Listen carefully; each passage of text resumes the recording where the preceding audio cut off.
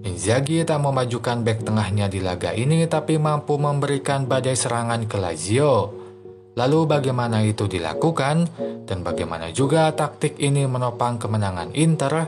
Temukan semua jawabannya di video ini.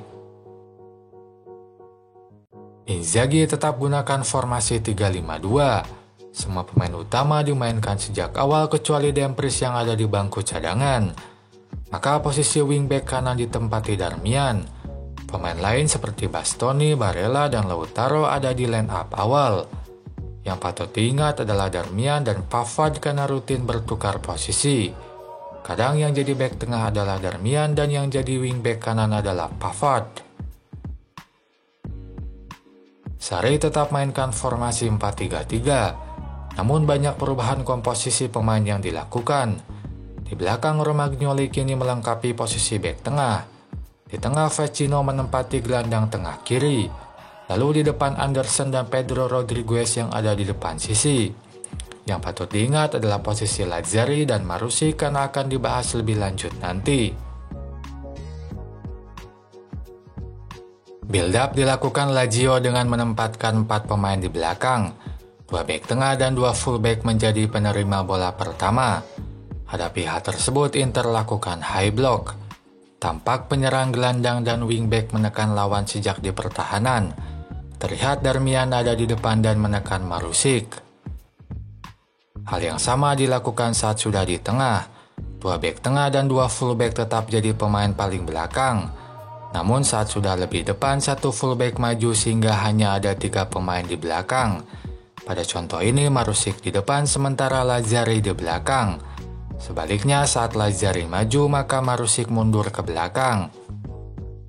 Meskipun begitu serangan Lazio lebih dominan dilakukan dari kanan sebab di sisi tersebut terdapat Guendouzi yang main melebar.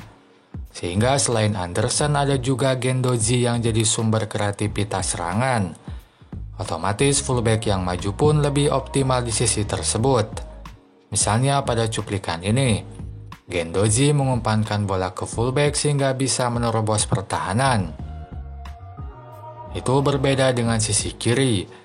Di sisi tersebut tak ada gelandang yang melebar sehingga kreativitas hanya bersumber pada pemain sayap Pedro.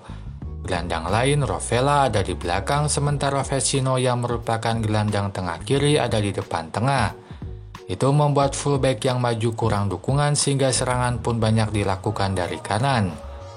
Meski beberapa serangan dari kanan mampu masuk ke pertahanan Inter tapi tak ada yang benar-benar membahayakan. Build up dilakukan Inter dengan menempatkan 4 pemain di belakang. 3 bek tengah dan 1 wingback menjadi penerima bola awal. Hadapi hal tersebut Lazio lakukan middle block. Mereka memilih merapatkan pemain ke tengah. Itu membuat pemain Inter leluasa kuasai bola di belakang. Dalam pola ini 2 wingback bergantian main lebih dalam. Pada contoh ini Di Marco ada di belakang sementara Darmian di depan. Pada menit lain hal sebaliknya terjadi. Kini Darmian ada di belakang sementara Di Marco ada di depan. Pola build up tersebut pun tampak di gol pertama Inter.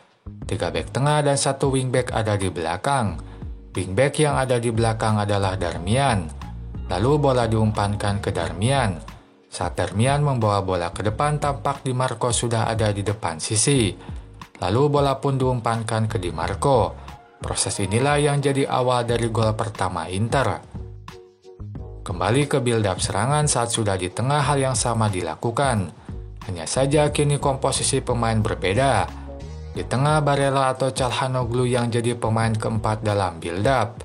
Sebaliknya 2 wingback maju dan ada di depan sisi.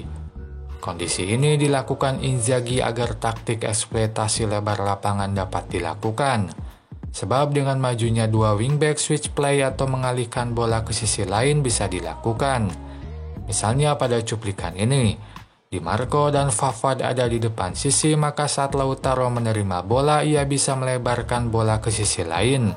Serangan berbahaya Inter pun terjadi. Kondisi ini membuat 2 wingback rutin ada di depan dan agresif menyerang. Banyak situasi yang menunjukkan mereka selalu ada di depan sisi.